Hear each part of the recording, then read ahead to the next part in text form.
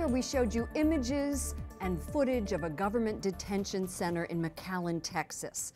One day after members of the media were allowed inside for a tour.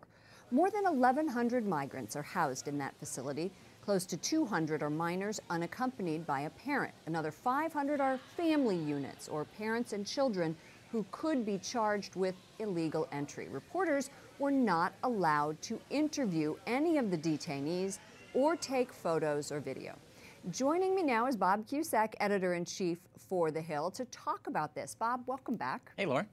I've seen reporters call this video a government handout video, yet that happens all the time. Think of NASA and the rockets, think of the Coast Guard. So why would they do this? Why would they allow the media to come in to the facility but not allow them to take pictures? I mean, it's a great question. I mean, I'm a little biased. I think the media should be allowed in, but I think this is where it's becoming a bigger story because we are getting visuals, even if it's by the government supplying us with footage. And of course, news stations, all news stations, are heading to go down to the border to try to get this. So the fact that it's become now a visual and you can see the kids and the tents and they're on top of one another, that's a sign the story is getting bigger. And because this policy from Jeff Sessions, the Attorney General, was adopted in the spring, well, we're just getting started here. This could be a problem for months.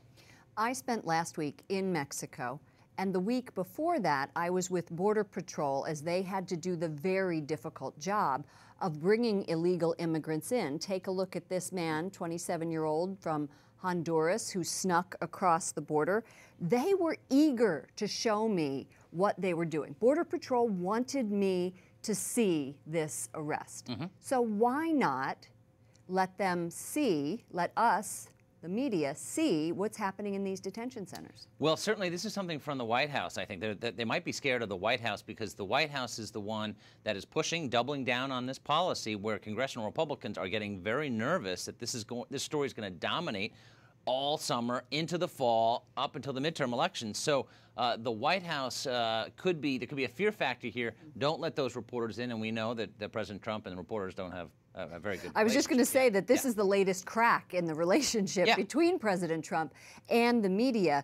So I want to read something to you that Homeland Security Secretary Kirstjen Nielsen said at the Sheriff's Association conference today. She said, "It is important to note that these minors are very well taken care of. Don't believe the press." How is media coverage impacting public support for the president's enforcement of this policy? Oh, I think the president's in a tough position here because of these visuals. Now Republicans and certainly those who support President Trump say, well, listen, these people shouldn't jump ahead of the other people, and we've got to have this type of zero tolerance policy so there'll be less of incentive to come to the United States.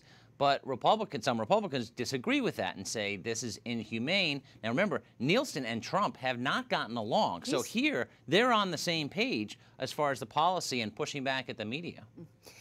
Immigration policy is also being debated on Capitol Hill just up the street, and it is also influencing the discussion.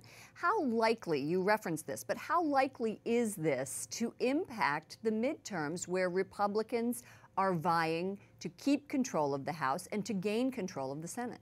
I think it depends on which state and which district, but a lot of swing districts are in California, a lot of Hispanic voters, that this is a very important issue, and you're seeing this, and if it dominates headlines as opposed to the booming economy, which the president wants to talk about, and I think that's where congressional Republicans have to say, we need to change, you need to change the policy, and remember, the House Republican bill will actually allow families to be detained together.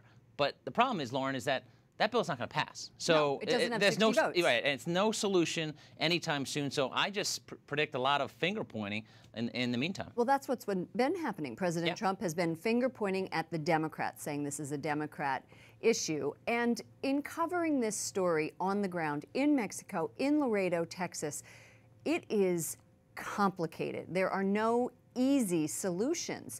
With the polarization of Democrats and Republicans, will we see any type of solution? I don't think you're going to see any time a long-term solution. I think maybe the administration could tinker its policy, but Trump doesn't like to back down, especially on immigration. Now, remember also, immigration is very important to the Trump base. So he likes to do things that the base likes, and because it's his base of support. So that's where I think we're at this standstill. And as you saw, you just see a lot of suffering at the border. Thank you so much for talking about the media involvement in this issue. Bob Cusack, editor-in-chief for The Hill.